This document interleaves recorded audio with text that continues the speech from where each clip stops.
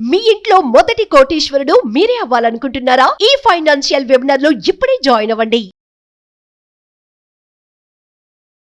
నమస్తే రమగారు. నమస్తే జయ. రమగారు, మంచి చందమామ కథ ఏదైనా చెప్తారా? పూర్వం ఒకట ఫ్రాన్స్లో కథ. చందమామ కథలు ఇలాంటి ఉంటాయిగా. ఫ్రాన్స్లో, జపాన్లో, రష్యాలో, అదేదో దేశంలో, కువైట్లో, అదే టర్కీ దేశము, అలాంటి పేర్లు ఉంటాయి. ఇద్దరు అంటే చాలామంది జమీందారులు ఉండి చక్రవర్తికి అనుగుణంగా పనిచేసేవాళ్ళు.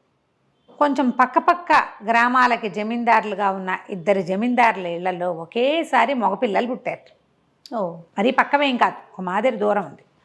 అయితే ఏదో సందర్భంలో వీళ్ళిద్దరు జమీందారులు ఇద్దరు కలుసుకుని నాకు అబ్బాయి పుట్టాడో అని చెప్పుకున్నారు. మీ అబ్బాయి ఏ రోజు పుట్టాడంటే ఫలానా రోజు 11వ తారీఖు ఆదివారం అంటే నాకు అబ్బాయి 11వ రోజు ఆదివారమే పుట్టాడు.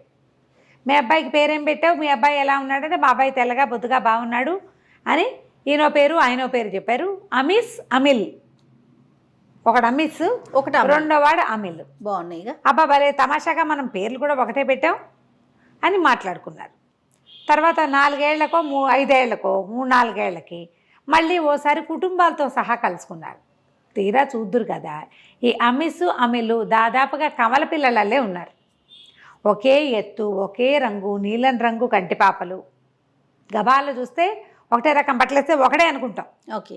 ఆ కవల పిల్లల్లాగా ఉండేసరికి ఇదేదో అపూర్వ సహోదరులు, ఎక్కడో ఒక తల్లి గర్భవాసాన్ని పుట్టవలసింది, భగవంతుడు ఇట్లా 2 గర్భాల్లో పడేశాడని వీళ్ళిద్దరూ, ఆ తండ్రులిద్దరూ ఒకే దేవాలయంలో ప్రార్థనలు కూడా చేశారు సంతానం కోసం.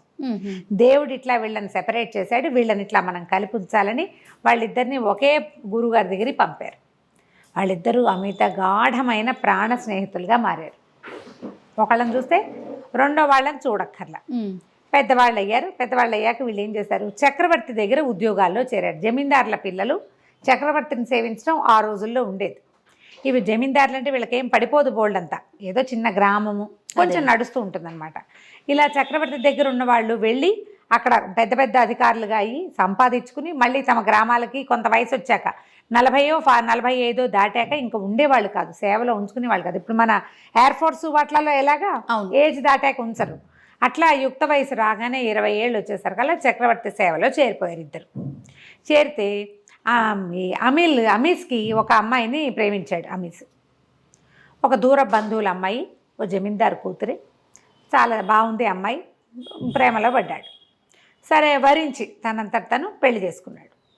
ఆ అమ్మాయికి ఏం పెద్ద వరణ లేదు, ఏమీ లేదు. మొగుడు అంటే ఒక చిన్న చూపు కూడా ఉండేది. దాని తోడు ఈ అమిసు అమిలు ఇద్దరు గాఢ స్నేహంగా ఉండటం, కలిసి తినటం, కలిసి ఉండటం, కలిసి చేయటం ఇతను చూస్తే అయిష్టంగా ఉండేది.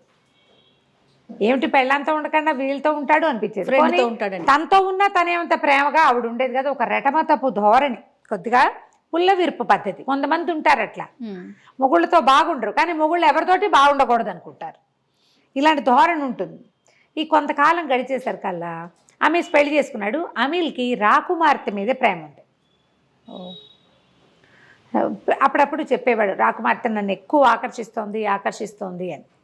అయితే ఏమైంది, ఇతను భార్య గర్భవతి అయితేనో ఏమో అత్తవారింటికి వెళ్తూ ఏం చెప్పాడంటే, నువ్వు నీ ప్రేమను నువ్వే దాచుకో, బయట పెట్టబోక, నేను వచ్చాక ప్రభు చక్రవర్తి దగ్గర ఏదైనా మాట్లాడడం కుదురుతుందేమో చూద్దాం, ప్రమాదం అని చెప్పి అతను అత్తవారింటికి వెళ్ళిపోయాడు. అవేమి ఇలా వెళ్ళి అలా వచ్చేసేవేం కాదు, ఒక 3 నెలలు 2 నెలలు పట్టేది. సెలవు తీసుకొని వెళ్ళాడు. అయితే ఈ లోపల ఏమైంది, ఈ అమీలు ఒక ఉద్యానవనానికి రాకుమార్తె వెళ్ళినప్పుడు ఆమె వైపు రెప్ప వాల్చకుండా నుంచి చూస్తుండేసరికల్లా ఆవిడ కళ్ళు ఎగరేస్తుంది. ఇతనికి అమ్మాయి తనకేదో సైగ చేస్తోందని అర్థం. అయితే అమ్మాయి ఏం చేస్తుందంటే ఒక ఉత్తరం రాసి ఫలానా చోట కలుసుకుందాని రమ్మ, నువ్వంటే నాకు కూడా ఇష్టం అని చెప్పింది. వీళ్ళిద్దరూ రహస్యంగా కలుసుకోవటం మొదలుపెట్టారు. రాకుమార్తె అమిల్ కలుసుకుంటుంటే ఏమైంది, ఒక ఉద్యోగి ఒకడు ఇది చూసేసి చక్రవర్తికి ఫిర్యాదు చేశాడు, ఇతను రాకుమార్తెని కలుస్తున్నాడు అని. అట్లా కలవకూడదు, అవన్నీ చేయడానికి వీల్లేదు, ప్రేమల్లో గీమల్లో ఉండడానికి వీల్లేదు.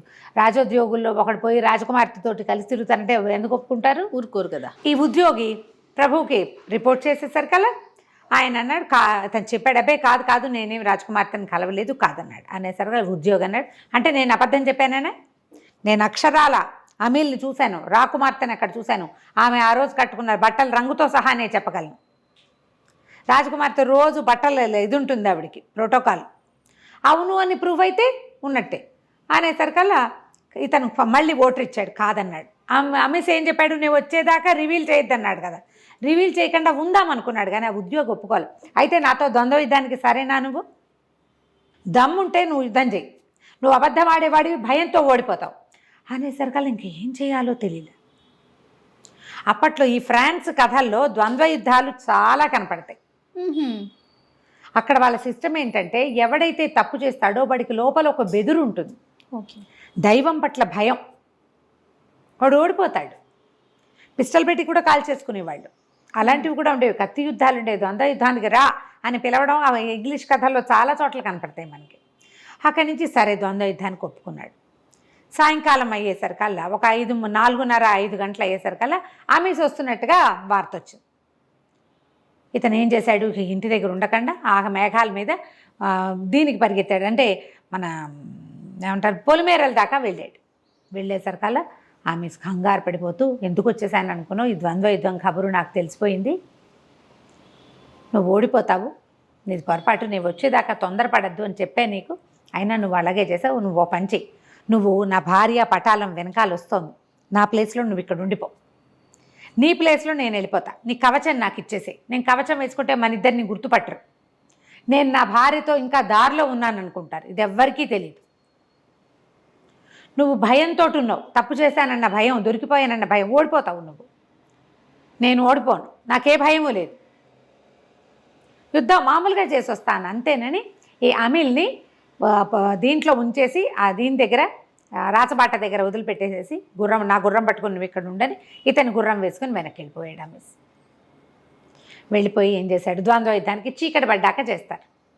ద్వంద్వ యుద్ధానికి దిగారు ఇద్దరు. అతను మంచి బట్టలు చక్కగా వేసుకున్నాడు, గట్టిగా కవచం కనపడకుండా. వీళ్ళిద్దరిలో తేడా తెలియదు కాబట్టి ఉద్యోగి ఓడిపోయాడు. ఎందుకంటే ఆమెస్ చాలా బలశాలి, మంచి యుద్ధనీతి తెలిసినవాడు. సరే, ఇంతలో ఏమైంది, రాకుమార్తె ఏమందంటే ఇతను ద్వంద్వ యుద్ధానికి నిలిచాడు, నాకు కూడా ఇతనంటే మనసు ఉంది అని పబ్లిక్లో చెప్పేసింది, నేను ఇతన్నే వివాహం చేసుకోదలుచుకున్నాను అని. ఓకే, వివాహానికి ప్రకటన ఇచ్చారు. సరే, రాజుగారు కూడా ఇట్లా సత్యానికి నిలబడ్డాడు కాబట్టి ఇతనికి ఇచ్చి పెళ్లి చేయాలనుకున్నాడు. సరే, పెళ్ళి అయిపోయింది. అమిస్ తన ఇంటికి వెళ్ళిపోయాడు. అమిల్కి రాజకుమారికి పెళ్లి చేశారు. మరి ఇతను అంటే అప్పటికప్పుడు చేసేయలేదుగా పెళ్లి ఏర్పాట్లు, 4 రోజులు పడుతుంది. అయితే ఈ భార్యాభర్త ఇద్దరు, పెళ్లి కొడుకు పెళ్లి కూతురు ఒక చోట చేరాక అమిల్ చెప్పాడనమాట, నా స్నేహితుడు నా కోసం ప్రాణత్యాగానికి సిద్ధపడ్డాడు, మన కోసం చేశాడు అని చెప్పి చాలా ఎక్కువ ప్రేమగా ఉండేవాళ్ళు. అయితే ఏమైంది, కొంతకాలం కలిసి ఇక్కడే ఉన్నారు వీళ్ళు. 40 వచ్చాక వాళ్ళు కూడా సంపాదించుకుని 40 రాగానే ఎవళ్ళు ఊళ్ళకి వాళ్ళు వెళ్ళిపోయారు. ఈ అమిస్ భార్యకి, అమ్మయ్య ఇప్పుడైనా సరే ఈ ఫ్రెండ్స్ పీడ విరగడైంది అని చెప్పి ఆవిడ తన పిల్లల్ని చూసుకుంటూ ఉండేది. ఈ అమిల్కి కూడా 2 కుమారులు పుట్టారు. వాళ్ళకు 2, వీళ్ళకు 4 పిల్లలు పుట్టారు.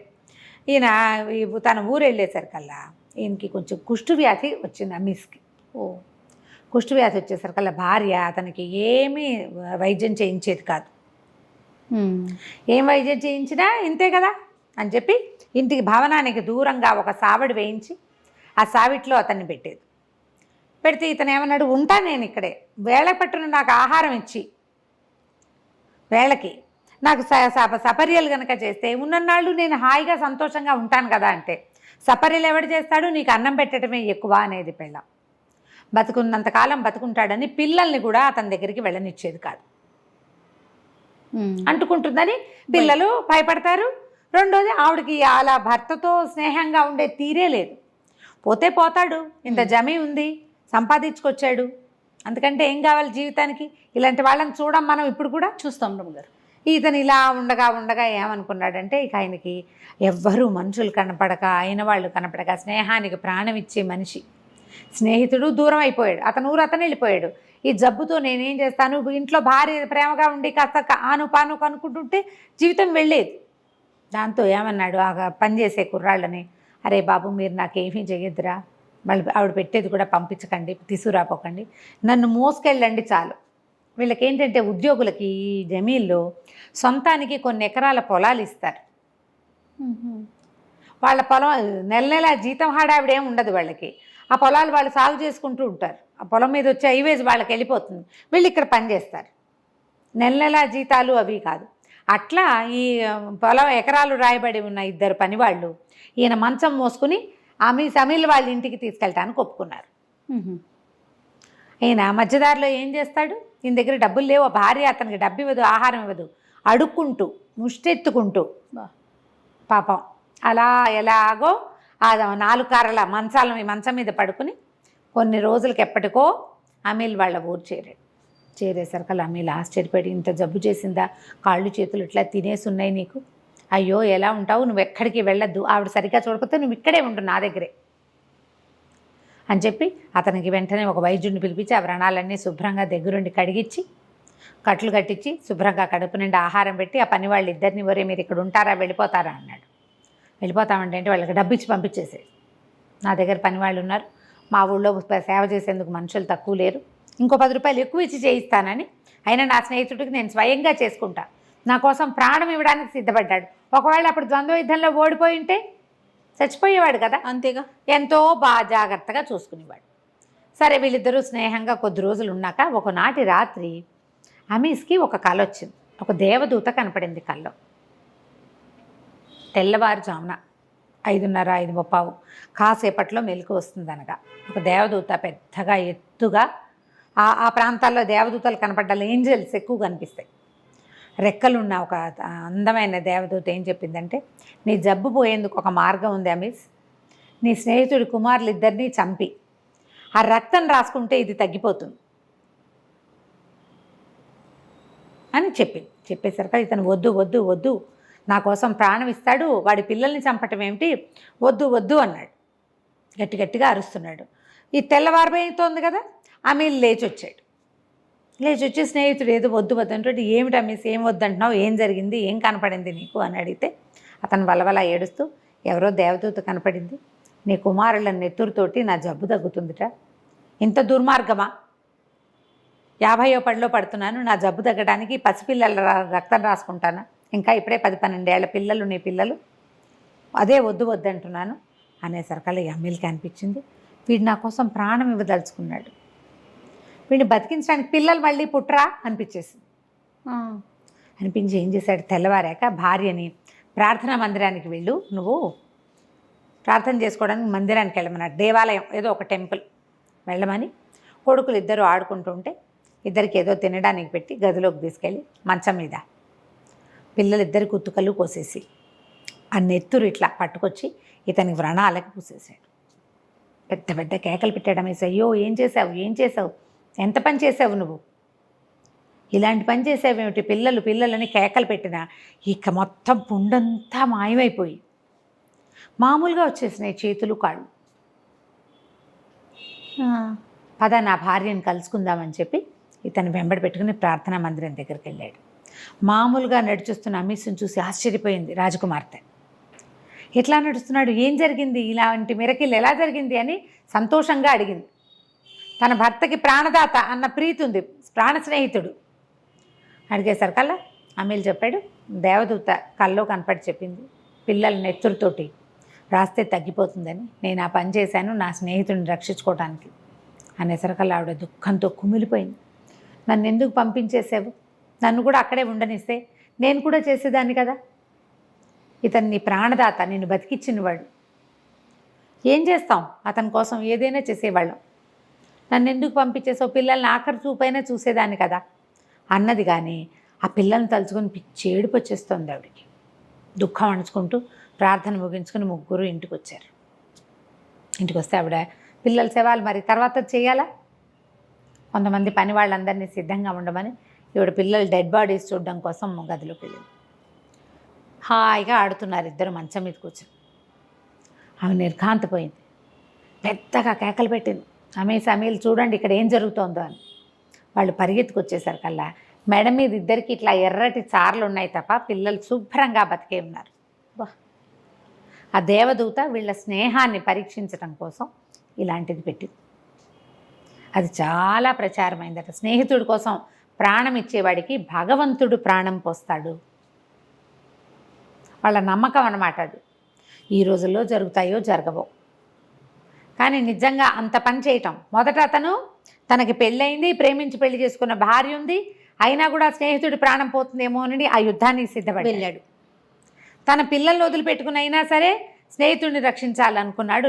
వాడు ప్రాణ స్నేహితుల కథ. బాగుంది కదా? చాలా బాగుంది రమ్మగారు, సూపర్, ఎక్సలెంట్ అనమాట. చందమామ కథలు బాగుంటాయి. స్నేహం విలువ చెప్పే కథ కదండి. అవును. నమస్తే రమ్మగారు. నమస్తే.